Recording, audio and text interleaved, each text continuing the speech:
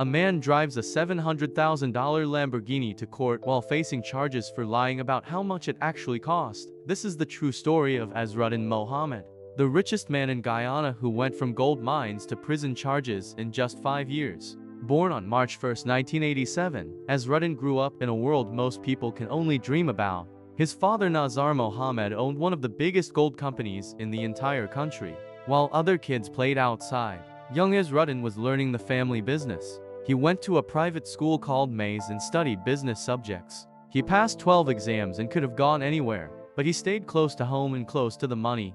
Nobody really knew much about him back then. He was just another rich kid whose dad owned businesses. But by the time he turned 20, everything started changing fast. Azruddin went deep into the jungle looking for gold. He took heavy equipment into dangerous places where most people would never go. He said his first big gold discovery made him lots of money, and suddenly he wasn't just the boss's son anymore. He was becoming a boss himself. The young man started building his own business empire separate from his father, but connected in every way that mattered. Gold was flowing and money was piling up faster than anyone could count. But gold was just the beginning of his wealth. Azruddin moved into buying buildings and land all over Georgetown, the capital city. He bought the city mall right in the heart of downtown. He built apartment buildings and office towers. When oil companies discovered huge reserves off the coast of Guyana, they needed places to store equipment and run operations. Azruddin owned those places. He rented them out for huge amounts of money. He also ran a money exchange business, trading dollars and other currencies. Cash was coming in from every direction, and Azruddin knew exactly what to do with it. He built a lifestyle that nobody in the entire country had ever seen before. Here's where the story gets crazy. Azruddin became obsessed with fast cars and racing. Not just regular sports cars, but the fastest machines money can buy. He bought 3 Nissan GTRs and modified each one with between 2,000 and 2,500 horsepower. These weren't normal street cars. These were monsters that could beat anything with wheels. His racing team called Team Mohammeds became unbeatable across Guyana and the whole Caribbean region. Nobody could touch them on the track. He brought in professional race car drivers from America, Canada, and England.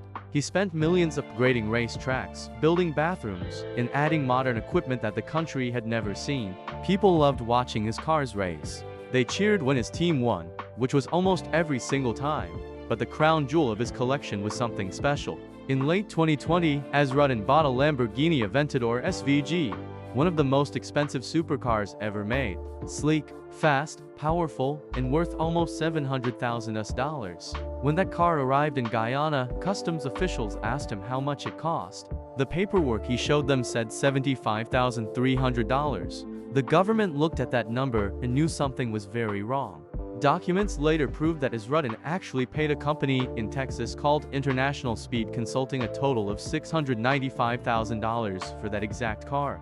Bank records showed 3 payments in October 2020, first $350,000, then $250,000, then $22,000, all sent within just 3 days. But the customs form he filed in December showed only $75,000. That's a difference of over $600,000 in taxes he didn't pay. The car scandal was just the tip of the iceberg though.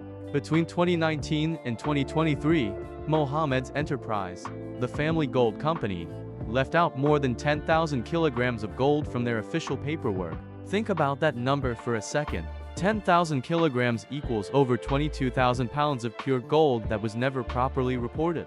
The US Treasury said the Mohammeds avoided paying more than $50 million in taxes. $50 million that should have built schools, hospitals, and roads. Instead it bought supercars, race tracks, and mansions. The scheme was actually pretty simple, but very clever. They would pay taxes on one gold shipment and get the official government stamps. Then they would reuse those same stamps on the next shipment without paying again. Empty wooden boxes with old stamps would get shipped from Dubai to Miami and back to Guyana. Each box looked legal but had nothing inside. Meanwhile, over 165 kilograms of gold was going out with each fake declaration. Then in June 2024, the hammer came down hard. The United States Office of Foreign Assets Control hit the Mohammeds with sanctions. This is absolutely massive. OFAC sanctions mean you cannot do any business with American companies. You cannot travel to America. Anyone who works with you can also get in trouble. The announcement said Azruddin and his father were being punished for corruption, bribery, smuggling, and cheating the government. They were accused of paying off customs workers and government officials to look away while tons of gold left the country. The sanctions also hit every business the family owned, including Mohammed's enterprise, Hadi's World, and Team Mohammed's Racing. Banks wouldn't work with them anymore. Oil companies canceled their contracts. International partners disappeared overnight. The empire that took decades to build was falling apart in just days. Most people would hide after getting hit with sanctions from the world's most powerful country. Most people would stay quiet and try to fix things privately. But Azruddin Mohamed is not most people. Just weeks after getting sanctioned, he did something absolutely insane. He announced he was running for president of Guyana. In June 2025, Azruddin started a new political party called We Invest in Nationhood, or WIN for short. He stood in front of cameras with supporters behind him and declared he would be the next leader. His message was simple and direct. He said the current government was corrupt. He said politicians had been stealing from regular people for way too long. He promised to give away his entire presidential salary to charity if he won. He told crowds that everywhere he went, old ladies and little kids were already calling him Mr. President. The confidence on this man was unbelievable. Sanctions, criminal charges, fraud accusations, none of it seemed to matter to him. He wanted power and he was going after it hard. His campaign was different from anything Guyana had seen before. For years, the country's politics had been divided by race. The People's Progressive Party was mostly supported by Indo-Guyanese people, while the APNU group was backed by Afro-Guyanese voters. Azruddin said this divide was destroying the nation. He promised to represent everyone regardless of their background.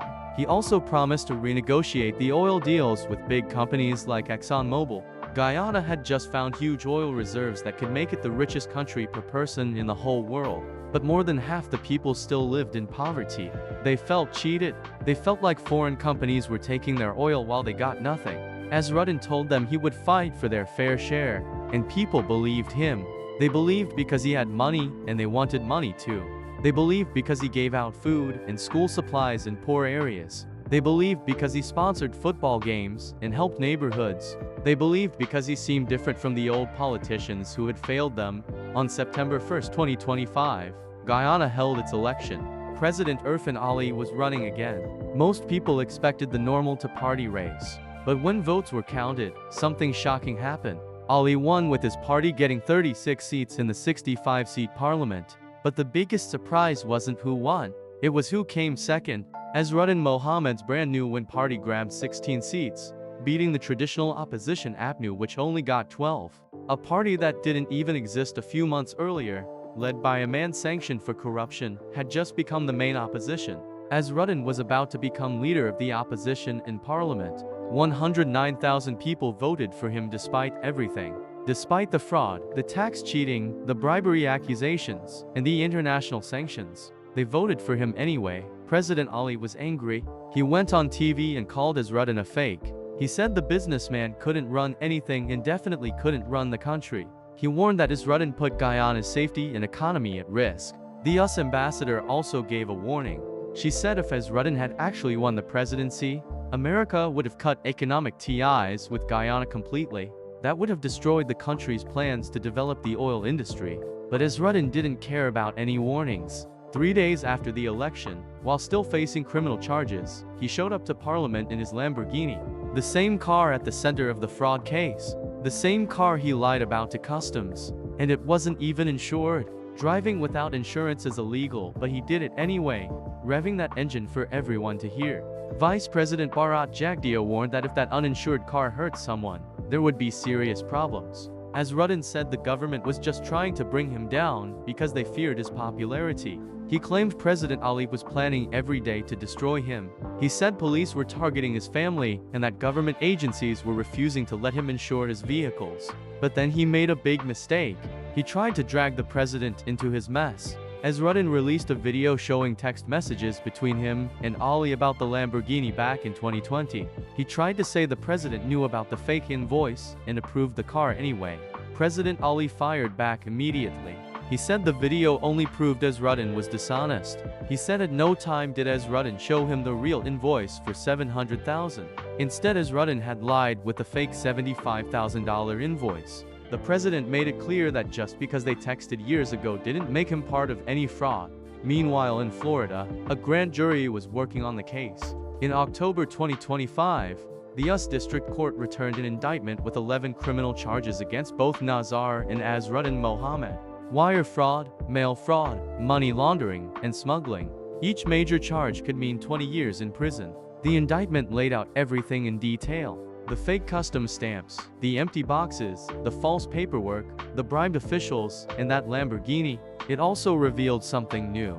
On June 11, 2024, the same day the sanctions were announced, U.S. authorities seized a gold shipment at Miami airport. Over $5 million worth of gold bars from Mohamed's enterprise sitting in Miami, confiscated. The Mohameds never told anyone about this publicly. On October 31, 2025, exactly 2 months after winning his parliament seat, police arrested Azruddin. Guyana police working with international officers took him and his father into custody after the United States requested extradition. Officers surrounded Azruddin on the street and put handcuffs on him. A few hours later, both men were released on bail for 150,000 Guyanese dollars each, which equals only about $720 US. Now they have to report to court every single week. Standing outside the courthouse, Azruddin told reporters he was innocent. He said the gold business belonged to his father, not him. He claimed political persecution because the government feared his movement. But evidence tells a very different story. Court papers prove he owned 10% of Mohamed's enterprise. Bank records show he personally sent hundreds of thousands to buy that Lamborghini. Emails show him arranging gold shipments. His lawyers say they'll fight extradition at every level. They plan to challenge it in multiple courts, including the Caribbean Court of Justice. They argue some crimes he's charged with in America aren't even crimes in Guyana. This could take years. And during all this time, Azruddin stays in parliament as leader of the opposition. Every week he shows up to court in luxury cars, wearing expensive clothes. His supporters love it. They see success. His critics see a criminal who stole from poor people to fund his lifestyle. Think about what $50 million could do for Guyana. That money could build hundreds of schools. It could pay doctors and nurses. It could pave roads in villages that have never seen pavement. Instead, it bought race cars and political campaigns. It funded a life where a 38-year-old could tell customs his $700,000 car cost $75,000 and expect them to believe it. The boldness is shocking. Even now, facing American prison, he drives that Lamborghini around like nothing happened. He sits in parliament like he belongs there. He gives speeches about corruption while being sanctioned for corruption himself. His rise shows something scary about modern politics. In an age where money and social media buy attention, someone with serious criminal charges can still win huge support. Voters saw the Lamborghini and charity work. They didn't see or didn't care about the fake invoices and stolen taxes. For Guyana, this moment matters a lot. The country is about to get massive wealth from oil, but also massive inequality if that wealth isn't managed right. Young people are watching. They see a man sanctioned by America, facing prison, sitting in parliament as opposition leader. What lesson does that teach? That if you're rich enough, you can cheat and still be celebrated. That corruption is fine if you share some profits. These are dangerous lessons for a young democracy. The Mohammeds built their empire on lies, according to authorities. They hid import values, lied on paperwork, bribed officials, and shipped out gold belonging to the people. When caught, they attacked back instead of apologizing. They blamed the government and ran for office. The strategy almost worked. But now the walls are closing. The U.S. justice system is patient and thorough. They have bank records, emails, customs papers, witnesses, and seized gold. If Azruddin is sent to America, prosecutors will have every resource behind them. His chances of walking free are extremely low. His story warns what happens when wealth is built on corruption. It looks good on the outside. Fast cars, tall buildings, cheering crowds. But underneath, it's all rotten. The U.S. sanctions were the start. Criminal charges followed. Arrests came next. Extradition is coming. His businesses are sanctioned. His assets might be seized. His political career is stained. And if he ends up in American prison for 20 years, all those fancy cars won't matter. All that real estate won't help. All those parliament seats won't save him. The saddest part is wasted potential. He could have built real businesses that helped Guyana. He could have paid taxes and still been rich. Instead, he chose to cheat, and now he's paying the price. Do you think Azruddin will end up in an American prison, or will he escape justice? Drop your thoughts in the comments below, and don't forget to subscribe for more shocking stories of wealth, power, and corruption from around the world.